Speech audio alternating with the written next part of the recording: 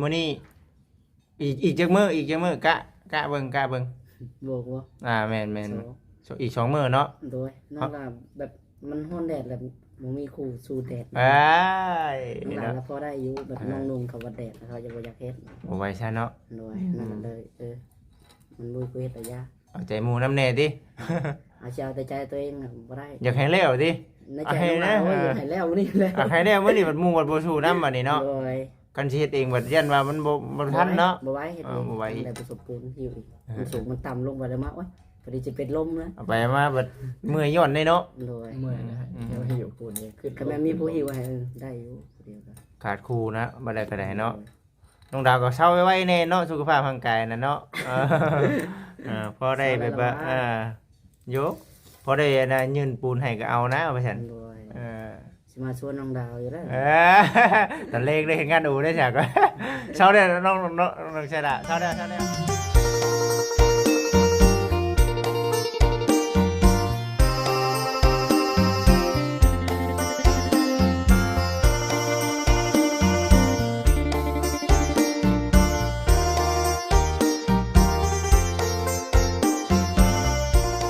พี่น้อง FC ทุกท่านวันนี้เนาะทางบัจิตเองก็เดี๋ยวซีไปหาน้องดาเพิ่นก่อนเพราะว่ายังไม่ได้ไปหาน้องเพิ่นได้มื้อนี้ก็ได้เอาเนาะจังใดก็คือว่าเด้อพ่อแม่พี่น้องเด้อแวะเวียนกันเข้ามาให้กำลังใจเนาะเบิ่งดูว่าเป็นจังไดเฮือนซานนั้นเป็นยังอีหยังต่อเนาะเด้อแดดแท้อันนี้บ่เวียงเอ้ยแดดดีนี่เอ้ามาเวียงมาน้ำนี่เนาะสบายดีคนหาเจ้าเบิดมื้อมื้อนี่เจ้าไปอยู่ใช้คือหาเบิดมื้อ แล้วก็นอน มาทางไหน มาตัวนี้แหละแบบว่าปวดหัวน อนอยู่นี่ นอนนี่เลย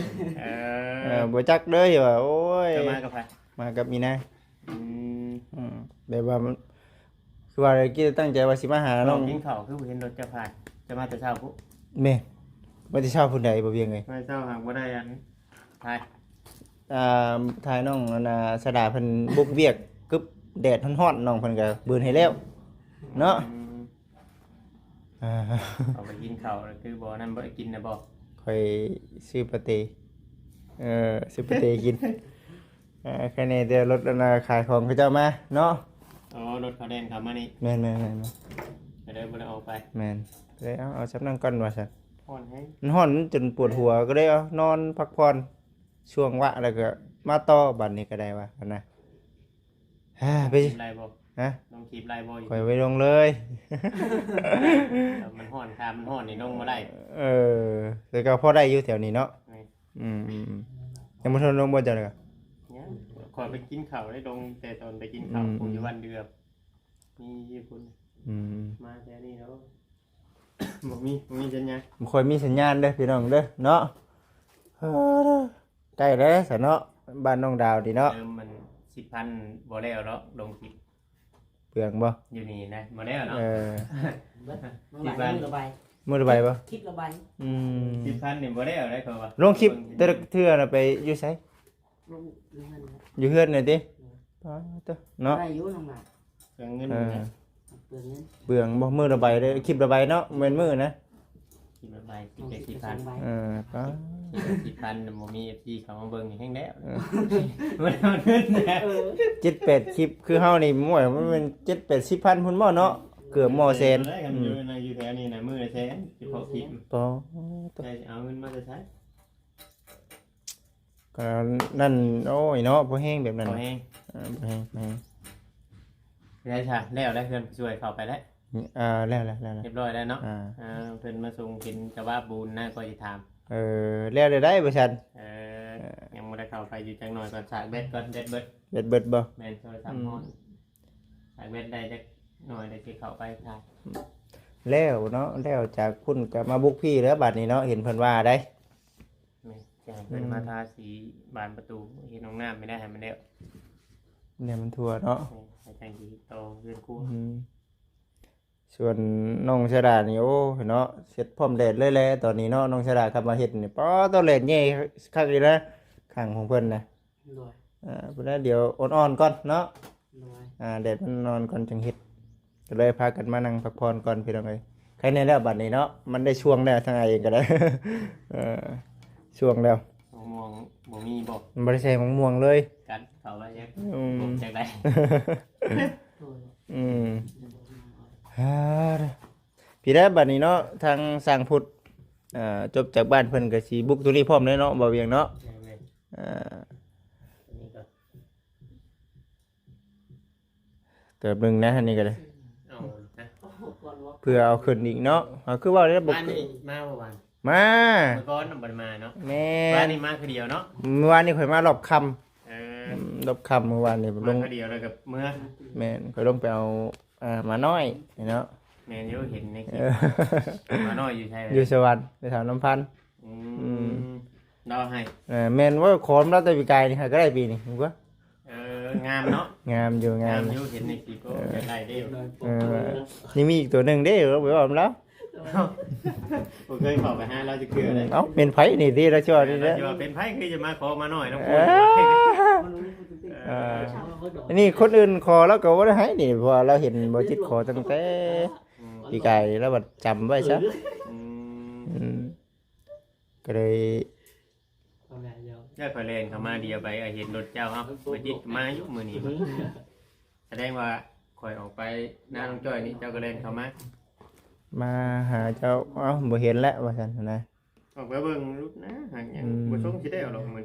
น่าจะเป็นมื้ออื่นพุ่นน่ะมึงเชื่อคอย ได้จังให้แล้ว ก็ได้ให้1ให้ชงนะบ่ให้เพิ่นมาแก้ใหม่อยู่มันบ่ครับ แก้ได้ค่ะบ่ได้เสียเงินบ่เสียได้ เอ้าเพิ่นทันได้หนี เออ เพิ่นทันได้หนีได้ฮะ ใครนั้น ใส่ สั่ง ได้ให้ที่3นะฮะท่านได้รุดได้ต้องคอยออกไปโอ้ ให้ มันบ่งามมันบ่งามเฮาก็อยากให้แก้ในแล้ว แม่นใครอยู่คำว่าเขาอยู่หั่นน่ะบอกเขาเนาะบอกเขา ก็เว้านํเขาบ่เว้าได้ อืม เขาบ่เว้าก็เว้านำ จังว่าแท้ มันบ่นั่นมันพุ่นแหละเจอไปหัวหน้าเราบ่มา อืม แต่ห่างก็ยังอยากขอเงินอยากขอค่าเพิ่มค่าหยังขอยบ่เว้านำอีกข่อยก็ แน่เนาะ เออ เท่าไรน่ะรุดน่ะ 20,000น้อยๆนี่แหละ โอ้20,000นิดหน่อยยังว่าบ่เว้านำอยู่เนาะ เพิ่นอยากได้ 30,000 ว้าว เรามื้อนี้งานเพิ่มเพิ่นว่าสิเพิ่มสิได้มันก็ชามเก่านั่นข่อยซื้อชามนั่นว่าชุดชามนั่นชามลักนั่นว่ะ อันนี้ก็ปิดเนาะ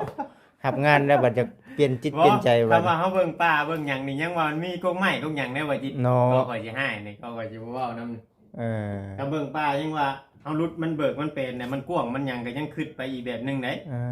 อันนี้เดียวเห็นอยู่แต่นี่รักนี่ไปหารักนั่นรักนี่หารักนี่นี่คุยกันเนี่ย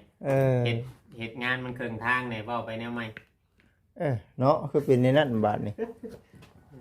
บอกกับลุงแกอยู่บ่เฝ้านั่นว่าเป็นข้าวเฮานั่นผู้จังใจเขา เนาะนั่นนี่ก็จังว่าเด้อซะเนาะตอนนี้เด้อ ตัวก็เลยว่า นี่ก็เป็นเนาะคัดกันอยู่นี่เนาะ ฮ้อนดีบ่จิต ฮ้อนพี่น้องเอ้ยเนาะเอาซะเนาะคือสินี่แหละพี่น้องเอ้ยมาอัปเดตเฮือนน้องๆเพิ่นเด้อน้องดาวบ่ได้ไปทางไหนมานี่พากันเบิ่งซีรีส์บ่เดี๋ยวนี้เนาะซีรีส์เกาหลีเนาะเห็นน้องเพิ่นอยู่แต่เช้าพุ่นแหละพี่น้องเอ้ย ใช่ผู้ช่วยคุณบอก นั่งอยู่ห่มคือกันเนี่ยหน้าเหี่ยวนะฮุบอยู่ผู้ใดก็ได้เนาะ ร้อน มันฮ้อนผู้ใดก็น่าเหี่ยวนะฮุบโอ้ยว่าสิมาหาน้องดาวแต่เช้าโอ้ยมันถามไทยบ่เป็นเลยแบบนี้ว่ามันเจ็บหัวปวดหัวก็เลยพักผ่อนกันจักหน่อยว่าซั่นมันแดดแห้งปืนนาถ่ายคลิปนำมานาน้องใช่ล่ะจะให้มันฮอด20นาทีโอ้มันฮ้อนแห้งเนาะ น้องดาก็จนเซ่ เดี๋ยวก่อนไปให้คุณกับ โอเคเนาะนั่นได้พี่น้องเอ้ยแต่ว่ายังห้องน้ำบัดนี้เนาะเพิ่นสิบืนที่ห้องน้ำบ่ให้มันสำเร็จ มีเบิ้ลบอก ทางเบิ่งกับเราด้วยลูกน้องมามื้ออื่นแหละให้อันลูกน้องเราไปสมปูนให้ผู้ช่วยท่าสีนะ เอาแบบนั้นดิ แม่ข่อยว่าฉันได้กับลูกน้องได้สิมานะ โอ้มาก็สิไปเฮ็ดได้ออุดข้าวอุดน้ำ นะลูกน้อง แม่ลูกน้องเรานะ ว่าแล้วเอาเอาน้ำนี่เลย เปิดกล้องมาบ่ได้นี่กุ้นๆเนาะเนาะ ให้กล้องนะ มากินว่า บ่กินเด้เนาะบ่กิน ไม่ ข้าว ได้ให้เราเขาไปกินอยู่คนได้ในคนได้เฮามากินอยู่นอก เยอะเนาะ เรากินอยู่นอกแล้วเราเขากินอยู่ในมึงเอากินได้แต่เราอายเนาะ อายกล้องว่าซั่น บอกเราไว้ก่อนนะบ่ วันนี้ คำตอนกินข้าวไอ้สิบ่ทายหรอกกี่ดอก แม่นเมื่อวานนี้บ่ได้กินข้าวตอนยังก็ตลอดตอนเที่ยงเหรอตอน3-4โมงบ่ได้กินข้าวบ่ตอนเฮาไปก็กำลังย่อผ้าขาวมาเจอบ่กินข้าวเอ้าเดี๋ยวเฮาถ่ายคลิปนี่บ่ว่าซั่นเนาะยังหลายเติบบ่ซะน้องอันน่ะนี่จักแผ่น ยังหลาย ยังหลายอยู่แม่นบ่ ได้ทิศอ้อมมาด้วย แม่นเอาไปมาติดอ้อมแล้วบัดนี้เนาะทางเบาเวียงเพิ่นรับหน้าที่เป็นสะพานบุญให้กับทางผู้หลักผู้ใหญ่หลังจากติดแล้วบัดนี้เรื่องหยังก็พะมุงพะม่านเฮามีความคิดใดๆในเรื่องเด็กด่า ตั้งผู้ใหญ่มาให้ใส่เล็กให้ เริ่มเนาะไม่เนาะไม่กล้าว่าสิได้อยู่บ่ ไม่นะ แม่น ได้ มันต้องเป็นไม่เส้นบ่แม่นบ่ไม่เส้นน่ะเฮามาจ้างเขาเจ้ากรุ๊ปเนาะแม่นบ่กล้าว่านั่นอยู่บ่เนาะเคยเห็นอยู่บ่ หลายโมโหแล้ว น่าบ่เคยเห็ ไม่ น ยังไฟก็ได้ มันยังไผบ่ ไม่ยังไฟไปยังมันกง โอ้ยกงเนาะเห็นบ่ไม่คือทั้งเอ้ยเราส่งมาให้เบิ่งโลดจากที่ ต้องเป็นไม้กลมให้กับกบซื้อมากับ นี่นะที่แรกมันสิเป็นมันคือไม่เส้นนี่เห็นบ่ไม่48เนาะแล้วโบกช่างเขาแล้วเขาเจ้าเฮ็ดเองดอกอยากให้มันกลมเด้อประมาณนี้เขาเจ้าเราไปเรามาแบบคือล่ำเสียมนั่นแหละเนาะ เราได้อยู่ แม่นเอ้ามันสิเป็นในนั้นน้องเอ้ยแต่น้องฉลาดก็ยังกล้าว่าได้อยู่นะกันว่าอันนั้น โมโหซ้ น้องดาวก็ได้อยู่นะเนาะมันถังยาวเด้เนาะ เลยมันยาวนะ มันยาวเลย มันให้จะกบยากนะ แม่นบ่ลองเบิ่งกันมันบ่มีคนเฮ็ดก็ได้เอากบมาเครื่องมือกบมีบ่ ถ้าน้องเสละเป็น ำยืนลงข้างหลังก็ได้ เนาะคันว่ามันบ่มีอีหลีเนาะคันว่าทั้งนั้นสร้างเขาเจ้าบ่เฮ็ดหั่นนะตัวนั้นแหละ ใช้ไฟมาเห็ด ฮะ เอาไฟมาเห็ด ตัวนี้น้องดาวเด้อเนาะน้องดาวเป็นคนตัดสินใจเองตัวนี้เนาะ มันเอาไม้สิ จะคนเห็ดก็ได้แล้วก็ทั้งหมด ไม่เห็นกบไม้ได้ จ้างเราได้เห็นว่าก็ได้เนาะแล้วกบไม้ได้ใส่มันก็ทำยังไง เราเฮ็ดไม้กลมๆเนาะพอดีงามตะมุก ตัดเล่นยาวซื่อๆไปปุ๊บ แม่นตัวนั้นแหละพี่น้องเอ้ยเนาะจังว่าเอ้า ก็ได้เยอะยาว ได้น้องดาวกุ๊กนั่นได้อยู่เนาะเฮ็ดเอาได้เนาะเฮ้ย ให้ไม่ยัง ไม่ยาวเนาะแบบคือไม้ที่ซื้อมาน้ำห่านนี่เนาะอยู่แถวบ้านเฮานี่ใกล้มีบ่ มีแต่วันเดียว ที่บ้านเรือฮันเวียดพุ่นเอาไทยไปเอาได้นี่เนาะไม่ลำหนึ่ง ไม้ตัวหนึงไม้สิบแปด ไม่18ตัวหนึ่งนะ เดียวพอบ่ เส้นเดียวก็พอแล้วไอ้ปะ เราแบกมา ลองเบิ่งดูมันก็4 เมตรบ่ไม่18 4 เมตรเฮาก็มีเนาะมันมีอยู่แล้ว4 เมตรน่ะเนาะ นี่ ได้อยู่ดูบ้าแบกนี่เนาะ โนต้องสี่ เออ เมตร2 เมตรนั่น 4 เมตรพุ่นได้น้องเอ้ย 4 เมตรเราได้ ชั้นชุดใน2อัน4 เมตรแต่ว่าห้องน้ำน้องนี่อยู่ใน2 เมตรปลายแม่นบ่น้อง2 เมตรปลายแต่ว่าต้อง4 เมตรพุ่นแหล้วมาตัดเอา โดย โอ้มันขึ้นนำตัวเบรกได้ดิ มา2ตัวสวยสิตัด มาทะเบิงไม้ตัวนี้ครับมันเหลือ คำมันเดือลองเบิ่งตัวนี้เด้อเดือในไข่เนาะพอได้แบบอันน่ะกรุบไปนำพอเวลาเฮานำแน่เนาะลองเฮ็ดไปใครกูจ้างคนบ่ยักแป๊บเดียวยักเนาะน้องเสดาเนาะ โดย น้องเสดานี่มื้อนี้อีกจักมื้อกะเบิ่งบวกว่า แม่นอีก2มื้อเนาะ โดยน้องลาแบบมันฮ้อนแดดแล้วบ่มีคู่สู้แดด อ้าย น้องลา เนาะ แล้วพอได้อยู่แบบน้องนุ่งกับว่าแดดเขาจะบ่อยากเฮ็ด บ่ไหวซะเนาะ โดยนั่นเลยมันบ่กูเฮ็ดระยะ เอาใจหมู่น้ำแน่ติ อาจจะเอาแต่ใจตัวเองน่ะบ่ได้ อยากให้แล้วติ ในใจน้องดาวว่าอยากให้แล้วนี่แหละ อยากให้แล้วมื้อนี้บัดหมู่บัดบ่สู้นำบัดนี้เนาะ โดย กันสิเฮ็ดเองบัดยันว่ามันบ่ทันเนาะ บ่ไหวเฮ็ดเอง บ่ไหว ได้ประสบการณ์หิวอีกมันสูงมันต่ำลงไปแล้วมาโอ๊ยพอดีจะเป็นลมนะ เอาไปมาบัดเมื่อยย้อนได้เนาะ โดย เมื่อยนะฮะเดี๋ยวให้อยู่ปูนนี่ขึ้น คันแม่มีผู้หิวให้ได้อยู่เดียวกัน ขาดครูนะบ่ได้ก็ได้เนาะน้องดาวก็เซาไว้แน่เนาะสุขภาพร่างกายน่ะเนาะพอได้แบบว่าโยพอได้นะยืนปูนให้ก็เอานะว่าซั่น โดย เออ สิมาชวนน้องดาวอยู่แล้ว ตอนเลขได้เห็นงานดูได้ฉากก็เช้าได้น้องชายดาเช้าได้เออ นั่งอยู่เฮงบ่แข็งแฮง แม่นแหละเห็นงานดูรถน้องใช้อันน่ะน้องดาวบ่แดงนี่ มันยัง เพิ่ก็ซอยอยู่นะ แม่นบ่ น้องดาวโบกจนมืดเพิ่นมาซอยมันน้องดาวจนค่ำมัน ใครอยู่เฮามันบ่ได้ไปใส่ไก่เด้ โดยไปเห็นน้องดาวผู้เดียวเด้ เออ น้องดาวชวนเพิ่น เอาใครหยอกทางน้องๆเห็นงานมันละเอียดอยู่แล้ว โดย บ่ต้องหาบอกบ่ต้องหาว่า กันจ้างผู้อื่นแล้วมันบ่ปานใด เอ เขา อ เฮ็ดบ่งามนะ นี่คอยเฮ็ดไปหั่นแหละ โดย คำเลิกกะว่ามันเลิกแล้วจำนี้ก็ได้อาบน้ำอาบในนอน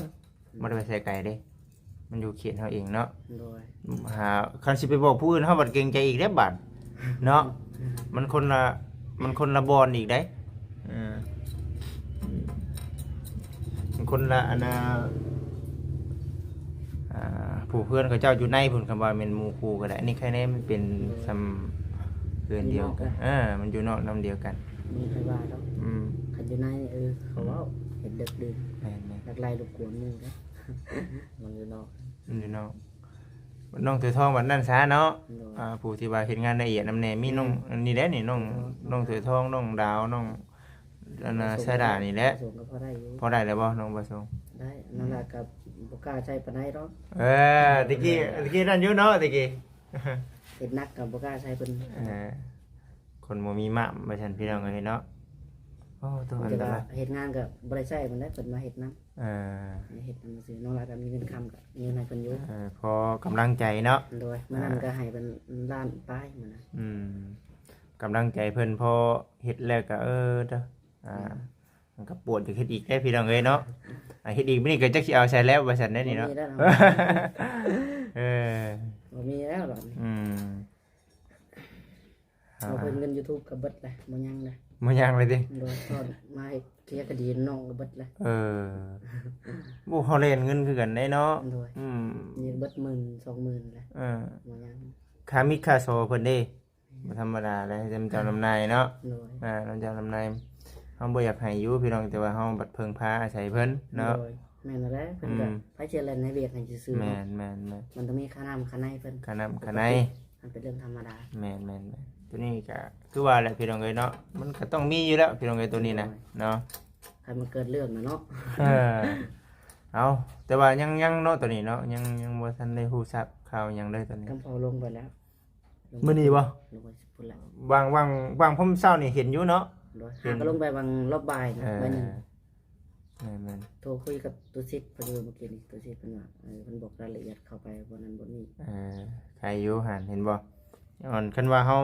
ปรึกษากันมีแต่ย่านกันเองคืออยู่ในวงอ้อมเฮานี่เฮาคือเฮาบ่สิบ่จักหยัง โดย เพราะว่าต่างคนต่างบ่ฮู้เด้ บ่เคยเด้ แม่น บ่ฮู้ซ้ำว่าไผเป็นไผบัด มันบ่คือแบบคือว่าขออนุญาตนำทักหาทางตู้ซิดบัดเอา มีเนาะ หมู่ก็เป็นตำรวจ โดย อ้ายก็เป็นตำรวจเนาะอยู่ในวงในเพิ่นบัดประสานงานกันบัดเพิ่นบัดจักเนาะ โดย ตัวนี้มันบ่ซ้ำคนที่ว่าอยู่ในวงการนั้นได้เนาะ โดย ก็ให้อุ่นใจไปอีกแบบนึงเนาะ โดยมีผู้เว้านำทีแรกที่บ่มีไผสิเว้านำเลยบ่จักเนาะจักว่าหาไผบัด จะเฮ็ดอะไรติ โดยบ่จักเฮ็ดเนาะโอ้ยบอกอีเมลว่าย่าทำไมยอมแพ้แล้วบ่ได้ละย่าเอาว่าบอกอีเมลบ่ได้ย่าอีพ่อว่าจมบัดนี้ คิดได้ดีเฮ็ดได้ดีเนาะเจ็บตัวพี่ชื่อแล้วลูกกูสิว่าได้นี่แหละ เอาว่าย่าได้พอเราว่าบ่ได้ก็นั่นนะเสียเปรียบแล้วเราอ่ะเราจะหายเด้จมอยู่ สิเปรียบอยู่หั่นแหละเนาะ โดย เจ็บก็เจ็บ เจ็บเป็นเจ็บบัดนี้ เจ็บพี่เด้ เจ็บฟรี ยิ้มทางนอกเนาะทางในแบบอุกอังใจอยู่ได้เนาะ โดย ฝืนยิ้มนะว่าได้ก็ได้ ฝืนยิบ แต่ว่าตอนนี้ก็ ถึงสิมันยังบ่ทันได้สำเร็จแต่ว่าเฮาก็ยังว่าพอได้บอกได้ว่านำคนที่เขาเจ้าฮู้กฎหมายอีกเนาะ โดย อันนี้ก็ได้ทางตู้ชิดแล้วก็เอาก็รอฟังไปพี่น้องเอ้ยสิเป็นจังไดก็ได้ โดย ตอนนี้ก็สร้างพุทธเพิ่นก็แม่นสร้างแก้วเพิ่นก็กำลังไปเคลียร์เติม โดยลงไปทางระเบา อืม ไปบ่ไป อืมจังว่ากันไปพี่น้องเอ้ยแบบนี้ก็ได้เนาะพังเบิ่งเด้อเนาะทางตู้ชิดเราวันน่ะไปเล่นการเล่นงานให้เราก็สิถ่ายคลิปให้กับ FC ได้เบิ่งได้ชมอยู่ดอกเนาะ โดย เบิ่งไปเบิ่งทางตู้ชิดอยู่พี่น้องเอ้ยบ่ยิดเองก็ได้เนาะ โดยเพิ่นก็ถ่ายอยู่ อืม ตอนโทรเมื่อกี้เรากำลังถ่ายคลิป กำลังถ่ายคลิปอยู่ติ โดย มีแต่ว่าเอาเบิ่งไปสันพี่น้องเอ้ยเนาะสิเป็นแบบใดสนะแบบใดเนาะผิดก็ว่าไปตามผิดเนาะถูกก็ว่าไปตามถูกพี่น้องเอ้ยพูด คือ ผิด ว่าสิแพ้เขาคือนอนคือเก่าแล้ว เบิ่งไปตามสถานการณ์ เบิ่งไปฟังเบิ่งว่าคดีมันสิเป็นแนวใดเนาะตัวนี้ก็ได้มีแต่ว่าพุ่นแหละให้ทั้งน้องเพิ่นหายดีไวๆเนาะ คือว่าใครแน่แล้ว ใครแน่แล้วเนาะ ตัดผมนะ เห็นแล้ว เบาแล้วเห็นแล้วแต่ว่ายังบ่ได้เอากล้องใส่เนาะผม เห็นว่าดาวตัดผมใหม่แล้วยัง บ่ ว่า ได้ คักมันยังเนาะ รอ คักเนาะ คือ รอเซยเสียเพิ่นยันเมีย ผมสั่นได้ เมียบ่จื้ออีดอกบัดนี้ แต่ผมสั่นคือแบบสูงๆก็โตใหญ่ขึ้นวันนี้ นักน้ำผมนี่บ่ติ นักผม เออเขาอยากตัดผมให้แล้วอันนั่นน่ะมีตัดเขาเลยเอาฟ้าใส่แล้วเหรอพลาดเอ้ยเนาะเดี๋ยวนี้อยู่เฮือนเนาะเดี๋ยวนี้เนาะน้องตือทอง นอนอยู่กับน้องหลับ นอนเนาะแหล้ นี่นอนอยู่กันกับไปจักในสมันฮ้อน ฮ้อนเนาะ ยางฮ้อนอยู่ ยังฮ้อนอยู่แหล้ว ไปใส่ มันฮ้อน ไปใส่ก็ฮ้อน มันโอ้ยสุดยอดพี่น้องเอ้ยเนาะคือว่าหั่นแหละอันนี้ก็ ฝนสิตกแมลงพังเบิ่ง ต้องบ่ โดย เห็ เห็ น นมันเด้งมานั่นนำโทรศัพท์มันมา อ วันนี้ว่าฝนจะตกว่ะ เอาลองเบิ่ง 40ปลายอันเปอร์เซ็นต์ได้ 48% คือสิแห้งอยู่ นะเฮ็ดรถนะน้องดาวสิไปก้านอึ่งนี่เจอก้านกบนี่ชวนน้องดาวไปอยู่ เนาะ ตอนนั้นบ่ได้ชวนเพิ่น ไปชวนว่ามันนะ น้องดาวกับน้องจ้อยไปเครียดเครื่องของมันนะ ฝนตกแต่หัวปีนี้ได้เนาะแต่ตกเลยตกเรื่องตกดีน่ะบ่ได้แล้วบัด บ่ นี้ ได้สิกันมาจากไหนกันเนาะ เสียงนี่บ่เอาเสียงนี่เนาะ เสียงลายบ่เห็นโต แม่นมันรักคือกันได้บัด ต้องฝนตกได้เรื่อยแบบการปลาบัดปลาได้ คำปลานี่บ่ค่อยเซียนปานใดเด้ออันนี้มัน มาแบบลัด การได้การปลา น้องดาวเคยกัน ผมว่าแบบมันอยู่ตามแบบน้ำไหลอะนะ น้ำลายตัวนี้น้องเฮ็ดได้ตัว เอาแหกว่าน ให้ว่านรถแม่นบ่ โดยบางทีก็ห้าว วางใน เนาะ น้ำวางในน้ำใช้ๆผ้าพันครับ ตัวนี้คืออยู่ในขั้นตอนของการกั้นปลาเนาะ โดย บ่ค่อยช่างได้กินปานใดในเรื่องการปลา โดย มีแต่กบเขียดได้อยู่กบเขียดยามฝนตกฟ้าลมใหม่แต่บ่เคยกันบ่ ปลานี่ยังแต่อึ่งนี่บ่ยอมรับบ่จักสิการได้อึ่งนี่วะก็เห็นมันห้องนี่ก็ไป เห็นอยู่เขาเจ้านี่ไปนํกันอยู่นี่ แต่ว่าเฮาบ่ได้เขาบ่ได้ก็ไปกันได้เฮ้ยว่าซั่นน้องลาได้ ตามันเป็นได้ เยี่ยงหา มันก็เห็นผู้อยู่นำ กันน้ำบ่ โดย หัก พูดตามนั้น มันผู้อยู่เลย หักแบบมันได้ยินเสียงมันห้องเล่นอยู่บ่เล่นนี่คือเขาพาอ้ายไปนะ โดยและได้ยามบ่ทันหมู่เด้ ปอตัวไม่ได้บ่ได้ดอกบ่จิตนี่ว่าบ่ได้แบบนี้ว่าบ่ได้คือเป็นนี่ว่าบ่ทันกินน้ำหมูดอกคือเล่นคือเผาคือพังเว้ยบ่ได้แบบนี้ว่าก็เลยว่าเอา ได้บ่เฮงเนาะ ยังอึ้งนี่แหละที่ว่าบ่เซียนแน่เนาะ บุไปรับนอกนั่นนะ เล่นเขาเจ้าพาเล่นเลยโว้ยว่า ยันหมู่แลนป้าเนาะ แม่นจักได้ญาติหมู่เล่นป้าแน่จักได้ญาติจักจะมาพี่ไปซั่นไปวางแผนกันได้สิพากันไปหากันอึ้งมื้อแรงนี่ เตรียมเล่นได้ เตรียมเล่นให้ทันเลยบ่ทันเด้เนาะบ่ทันบ่จิตเด้ เด็ดไปชวนปรึกษากันมากันอื่น อ๋อนี่น้องชายดาบอกว่ามันสิตกเลยนี่ คนที่ตก ผลสิตกมื้อนี้ ตกได้แรงนี่ เล่นเป้เด็ดเปียงมื้อนี้ได้ผลสิตกเลย วางแผนไว้ วางเพลงไว้เลยนะ เอาเสร็จพุ่นได้เดียวสิไปหาน้องเสือทองมึงก่อนเนาะ โดย ตัดสงผมใหม่เดี๋ยวสิ ส่งใหม่ได้ ผมหล่อบ างที FC ไปตัดไปดาวครับ นั่นจักเนาะลองเบิ่งดูสิเจ้าเนาะ มาจัด ยันบ่จื้อ FC บ่จื้อนั่นแหละเนาะอย่าเด้อเป็นไผนี่ จัดให้ได้อยู่จัดดึกถึง เราจะทองยังบ่อยากจื้อนะ เสือทองยังอีกแบบหนึงนี่ได้เนาะ โดย ไปซะเดี๋ยวสิไปหาน้องเสือทองกันเด้อ ลง โอเคมาน้องสบายดีอยู่ดีมีแห้งเอาสบายดีสังพูดสบายดีคิดฮอดเดี๋ยวสิมาเฮือนน้องดาวอีกแล้วบัดนี้เนาะเมื่อยบ่เฮ็ดเฮือนเจ้าของ กะเมื่อยกะแม่นกะเมื่อยกะสู้ได้เนาะ เมื่อย เพิ่นหาเงินกว่าเฮาก็ยังเพิ่นก็ยังสู้นะ จะได้ยินคำนี่แหละ อันนี้เฮาเนาะ ถ้าเป็นคนเฮ็ดดีซื่อเนาะ แม่ Ừ. ก็สู้ โดยดีแล้วเนาะเมื่อยก็อดเอาเนาะเฮาเฮ็ดเฮาไล่ได้ซะ แม่ก็ดีใจเนาะ แม่น โอ้ เมื่อยก็ดีใจเนาะ แม่น ได้ง่ายได้ ถูกต้องพี่น้องเอ้ยเอาโอเคซั่นพ่อแม่พี่น้อง FC ทุกท่านมื้อนี้วันนี้ก็สิเดี๋ยวไปหาทางน้องเสือทองก่อนถือว่านี่เด้โอ้ปานนั้นแบกมาเนาะบ่ได้ดอกน้องเอ้ยบ่ได้นี่นะแบกบ้านเดือขี่รถจักรเอาบ่ได้ดอกบ่คำว่าแผนวางแผนว่าสิไปเอาไม้เฮ็ดไม้ผ้าม่านน้องดาวนะบ่ได้เนี่ยเบิ่งครั้งแรกไม้18ได้นี่โอ้เก่งดีเนาะบ่ได้ดอกเบิ่งครั้งแรกแต่ว่าหน้ามันนี่พอดีนี่เพื่อเฮาเราเนาะเพื่อเรานี่เขาตัดครึ่งซะเขาเหกซะนี่เหกซะมันได้ฮอด2อันพุ่นนี่เนาะเราเฮ็ดเป็นวงกลมมานะเราเฮ็ดตัวมันกลมมาได้อยู่เนาะได้อยู่เขาเจ้าเฮ็ดน้ำเสียมยังไม่แบบนี้อยู่แล้วเพียงแต่ว่าเฮามาต้องได้ปาดแล้วก็ต้องได้แม่นเดือบ่เจ้าเอาเดือบ่กล้าเฮ็ดเดี๋ยวนี้ มานี่ มาอยู่นี่ฮะ แม่น บ่ได้เหลือได้ ไปเลยแม่นบ่ ได้ เอาแล้วเนาะบ่เดือนี่บ่จังอันเนาะเบิ่งเนาะคำมันเดือกับบ่เผาพันเผาห้านฮ้อนเด้อ เพราะว่าบ่เหลือเขาไหลมาแล้ว ได้มาแล้วเนาะ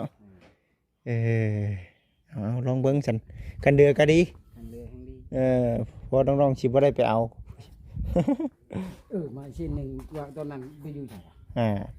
เบิ่งเด้อจะว่าเดืออยู่จัก ตอนนั้นนี้ได้มาสิ แม่นบ่ฮะลองเบิ่งดูคักอยู่เด้อฮะคักอยู่โอ้ยเบิดเท่านั้นแล้วไล่อยู่เด้อฮะได้ ได้ชอ โอ้ได้อยู่ ได้ชอ บ่เอาซะ2เอา1ซะเอา1ซะนี่เอา1 หนึ่งเนาะ เอาหนึ่งได้อยู่ อันคันว่าจะเฮ็ดกลมได้ชอนะ แม่นบ่จะได้แต่สร้างอย่าเนาะได้แต่สร้างว่าโอ้ตรงนี้ก็ได้อยู่นี่ได้อยู่ แบบดำเทียมมาได้ แม่นกลมไปนั่นแหละยาวเหยียด ได้แล้ว โอ้ได้อยู่สันพอดีเนาะพอดีงามก็ว่าเฮ็ดอันหนึงคือบ่จิตว่ามันใหญ่เนาะต้องเฮ็ดน้อยๆซำใดซำหนึงนี่เนาะโอเคใช่มีแต่เบิ่งไปหั่นแหละเนาะเบิ่งไปสิเป็นจังไดขั้นตอนต่อไปก็จะเป็นในเรื่องของทางบ้านน้องดาวพี่น้องเอ้ยบัดนี้ก็ได้สิได้สิทั่วนี่ก็พังเบิ่งไปเนาะว่าสิเริ่มมื้ออื่นบ่ซั่นเนาะไปซั่นพี่น้องเดี๋ยวสิไปหาน้องเสือทองเพิ่นก่อนเด้อพี่น้องเด้อสิเป็นจังใดก็ได้ยังบ่ทันได้หาเพิ่นซำได้มื้อนี้อัปเดตเบิ่งก่อนซั่นนะน้องเอ้ยเอาโอเคพ่อแม่พี่น้อง FC ทุกท่านเนาะอยู่ดีมีแฮงเบิดสุขสู่คนเด้อพี่น้องเด้อหานะเนาะอย่าเพิ่งกดข้ามโฆษณาเด้อพี่น้องเด้อเนาะเบิ่งแล้วเบิ่งอีกเบิ่งไปเบิ่งมาเนาะแล้วเบิ่งไปเบิ่งมาก็อย่าเพิ่งเบื่อแล้วก็ต้องกราบขอโทษขออภัย FC หลายๆเรื่องวิบพนันเนาะตัวนี้บ่จิตเองเนี่ยบ่จักความสิแก้ไขได้ตัวนี้เนาะพี่น้องเอ้ยบ่จักความสิแก้ไขเพราะว่ามันเข้ามาเองพี่น้องเอ้ยเนาะเว็บพนันนะ FC เพิ่นก็โอ้ยน่าเบื่อเด้บ่จิตเอ้ยเว็บช่องเจ้านี่คือมีเว็บพนันหลายแท้บ่ซั่นนะบ่จิตเองก็บ่จักคุมเว้าบ่จักคุมว่าเด้อเอ้าว่าเบิ่งไปพี่น้องเอ้ยจังใดก็ได้เด้อพี่น้องเด้ออย่าเฝ้าสิพยายามพี่น้องเอ้ยสิพยายามเนาะลบมันให้ได้เนาะ พี่น้องเอ้ยสบายดีพี่น้องเอ้ยโอเค